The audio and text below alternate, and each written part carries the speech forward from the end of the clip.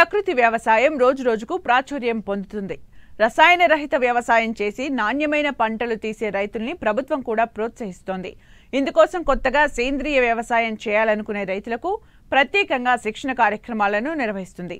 ఇందులో భాగంగానే గత 2 ఏళ్లుగా పశ్చిమ గోదావరి జిల్లా వెంకటరామన్న గూడెం కృషి విజ్ఞాన కేంద్రం శాస్త్రవేత్తలు ప్రకృతి వ్యవసాయంలో రైతులకు శిక్షణ ఇస్తున్నారు.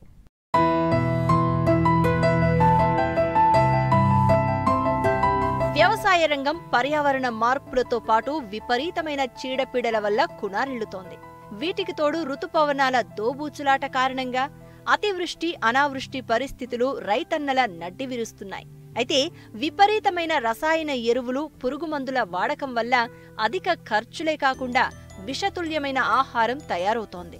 గతంలో లాభాల కోసం రసాయనాల వెంటపడ్డారు రైతులు. నేడు లాభాలతో పాటు ఖర్చులు పెరిగాయి. అంతేకాకుండా దిగుబడులు తగ్గాయి. ఈ నేపథ్యంలో ఇటు ఖర్చులు తగ్గించుకునేందుకు ఆరోగ్య భద్రత కోసం సేంద్రియ వ్యవసాయం వైపు మళ్లారు. కానీ ప్రస్తుతం సేంద్రియ వ్యవసాయం చేస్తున్న రైతులు ఎదుర్కొనే సమస్యలు చాలానే ఉన్నాయి. వాటన్నింటినీ అధిగమించి సాగులో అతి తక్కువ ఖర్చుతో ఏ విధంగా లాభాలను ఆర్జించవచ్చో రైతులకు అవగాహన కల్పిస్తూ శిక్షణ ఇస్తున్నారు పశ్చిమ గోదావరి జిల్లా వెంకటరామన్నగూడెం కృషి విజ్ఞాన కేంద్రం శాస్త్రవేత్తలు.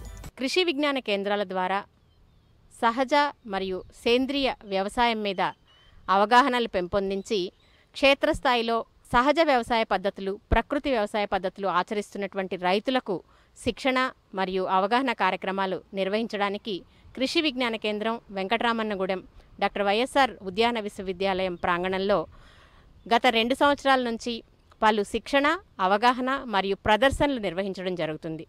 దీనికి సంబంధించి జిల్లాలో ప్రముఖంగా సాగులో ఉన్నటువంటి వరి, కూరగాయలు, నిమ్మ, అపరాలు ఇటువంటి వాటిలో సేంద్రియ లేదా ప్రకృతి వ్యవసాయ విధానాలను రైతులకు నేర్పించడంతో పాటు వారు అవలంబిస్తున్నటువంటి విధానాలకు కావలసినటువంటి ఉత్పత్తి కారకాలైనటువంటి రకరకాల జీవన ఎరువులు, అలాగే జీవ నియంత్రణ కారకాలైనటువంటి సూడోమోనాస్, ట్రైకోడర్మా విరిడి, అలాగే వారు వివిధ సేంద్రియ వ్యవసాయంలో వాడేటువంటి ఉత్పత్తులైనటువంటి ఘనజీవామృతం, ద్రవజీవామృతం, అలాగే రకరకాల కషాయాలు, తర్వాత కోడిగుడ్డు ఎమైనో యాసిడ్ ఇటువంటి వాటన్నిటిని కూడా తయారు చేసుకోవడానికి కావాల్సినటువంటి పరికరాలను కూడా ఈ కార్యక్రమం కింద వారికి అందించి ప్రోత్సహించే దిశగా మాకు ప్రణాళికలు రచించి నిర్వహించడం జరుగుతుంది.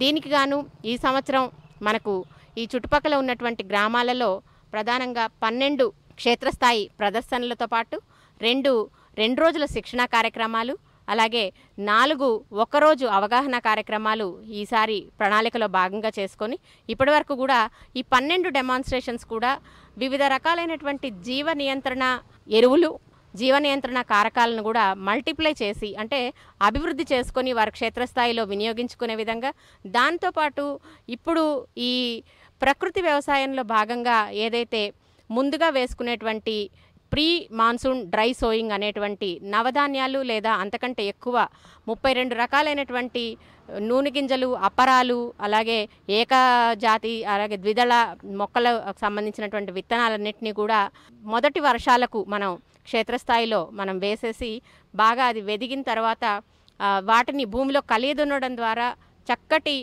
సేంద్రియ పదార్థాన్ని భూమికి అందించడం ద్వారా భూమిని బలోపేతం చేయడంతో ఈ ప్రకృతి వ్యవసాయ పద్ధతుల్లో కూడా మంచి పోషకాలు కలిగినటువంటి భూసారాన్ని పెంపొందుతుంది. కాబట్టి తగిన విధంగా దాని ఫలసాయం ఏ విధమైనటువంటి ఇబ్బందులు లేకుండా, వాటికి పోషకాల లోపాలు లేకుండా నియంత్రించుకోవడం, మేనేజ్ చేసుకోవడం, నిర్వహించుకోవడం సాధ్యమవుతుంది అనేటువంటి ఉద్దేశంతో ఇప్పుడు ఈ ప్రీ మాన్సూన్ డ్రై సోయింగ్ అనేటువంటి విధానాన్ని ఈ క్షేత్రస్థాయిలో ప్రదర్శించడం జరుగుతుంది. కృషి విజ్ఞాన కేంద్రంలో ఉన్నటువంటి 25 మండలాల పరిధిని 5 మండలాలు మనకి పశ్చిమ గోదావరి జిల్లాలో, అలాగే 15 మండలాల వరకు ఏలూరు జిల్లాలో, ఇంకొక 7 మండలాల వరకు తూర్పుగోదావరి జిల్లా పరిధి కింద ఉంది.